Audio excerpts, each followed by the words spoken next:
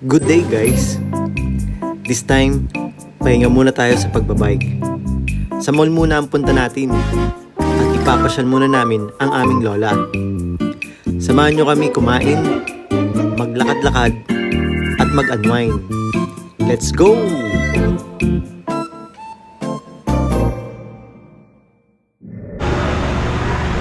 We're here at Ayala Cloverleaf. Gaano man kabisi sa buhay, sinisigurado pa din namin na magkaroon ng time sa pamilya. Lalo na ngayon na nagkaroon kami ng chance ilabas si Lola, kaya grinab namin tong time na to para sa kanya. So, dito kami ngayon sa Wangfu Cloverleaf.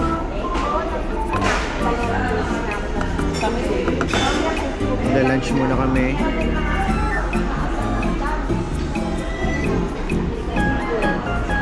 At mag-order na.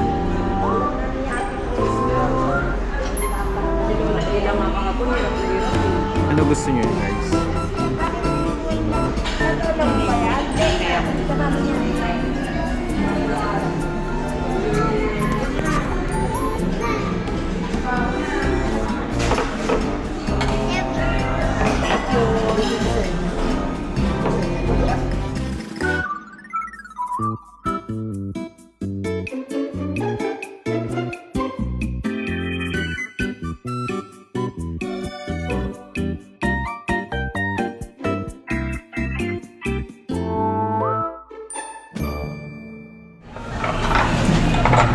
Kasama natin si Mami Dayan.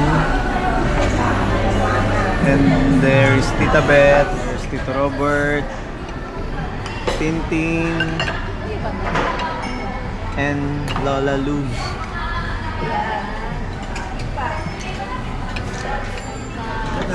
And syempre si Laya. Laya.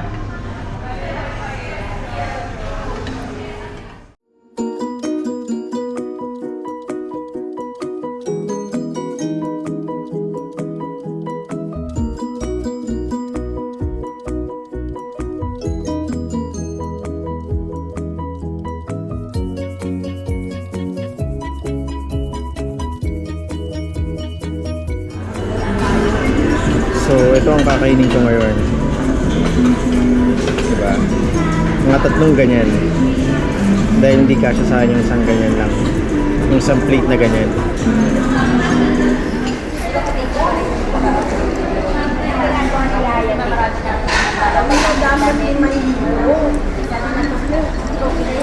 Busog na tayo. Tapos na kumain. Antok na. Sabi mo, hi! Hello! Ako ba yun? Oo. Ako pala yun ha, hindi ko. Malabo kasi mata ko eh. Nabusog ka bala? Oh. Nabusog ka? Ha? Nabusog ka? Busog na busog. At dahil nandito nga kami sa Ayala Cloverleaf, hindi pwedeng hindi kami dadaan sa Carramilla. Dahil lagi binibisita ni Laya ang kanyang Tito Jansen dahil doon nagwo-work.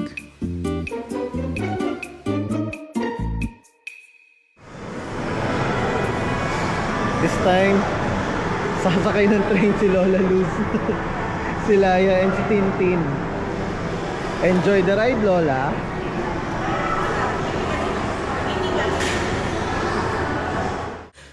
Alam namin na hindi na ganun kalakas si Lola.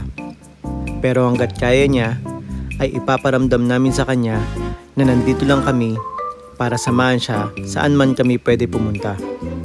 Salamat nga pala kay Tintin na siyang nag-aalaga kay Lola.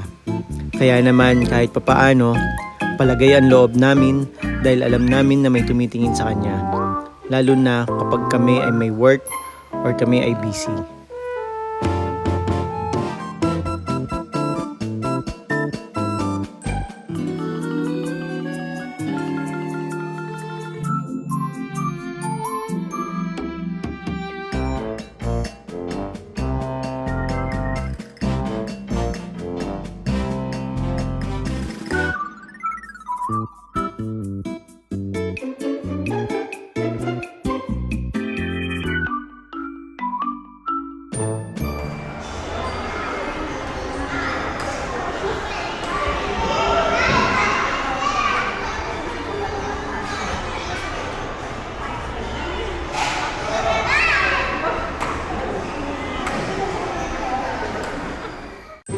Sa video na to, makikita nyo kung gaano kasimple pero masaya ang aming daughter na si Laya.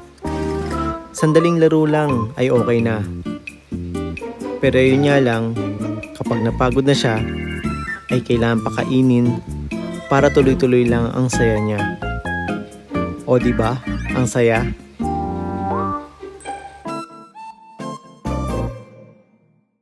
Wait.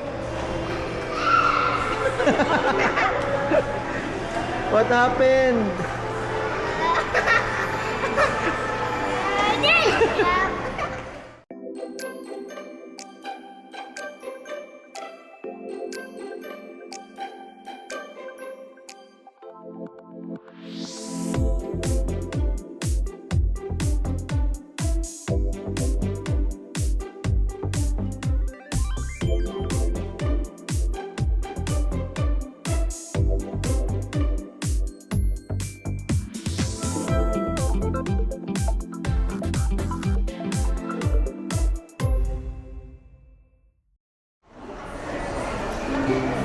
Gaano man kabisi sa buhay, huwag sana nating kalimutan maglaan ng oras sa pamilya.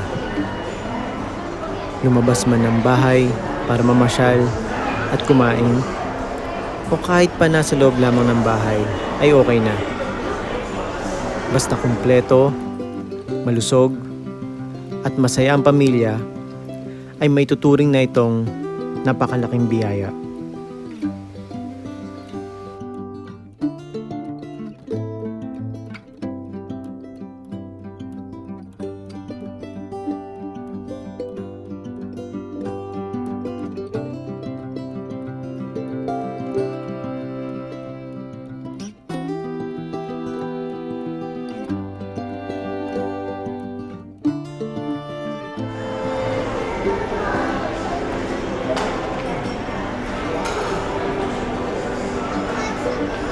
Aya, say hi.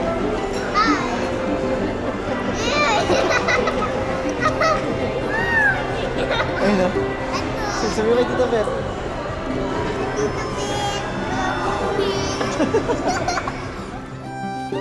Shoutout nga pala kay Tita Beth.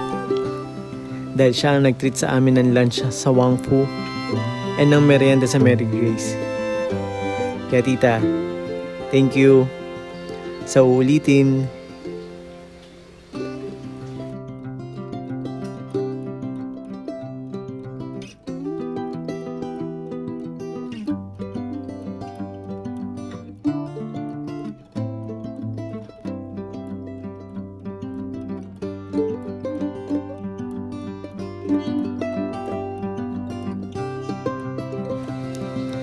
Isang mabilis, simple, pero masayang araw na naman ang lumipas. Salamat sa pagsama at hanggang sa muli. At lagi kong sinasabi, mag-iingat kayo palagi at God bless sa ating lahat.